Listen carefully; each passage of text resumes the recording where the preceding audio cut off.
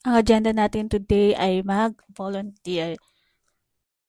Maaga ako umalis kasi yung meeting time is 8:30 and the location is in Pasay Ris Beach. The organizer already start briefing. After the briefing, nag-start na kaming magkuha ng mga basura sa beach. Tapos, kinolek namin, ginather namin. Tapos mamaya, yung team leader namin di sa group ko, bibilangan lahat yung mga nadampot namin. Around 10:50 natapos na kaming mag-collect ng mga basura at ang dami naming nadampot na water bottle or plastic sa beach. Ayan, tingnan nyo, ang dami. Dami talaga.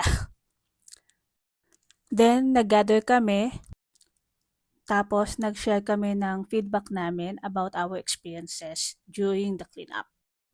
Then, nag-group photo kami after nito.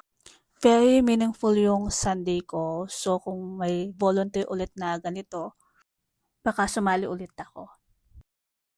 Ayan, bumalik na ako ulit sa Pasay Ris MRT.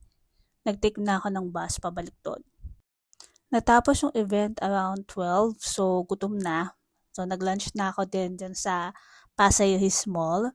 And I ordered chicken herbal soup. Tapos, umikot-ikot muna ako sa area. Nakita ko yung binibili kong sunscreen. So, bumili na ako, naka-promo. And kumuha ko ng dalawa. Kasi minsan lang yan mag-promo. And then, lastly, kape. Walang kamatayang kape.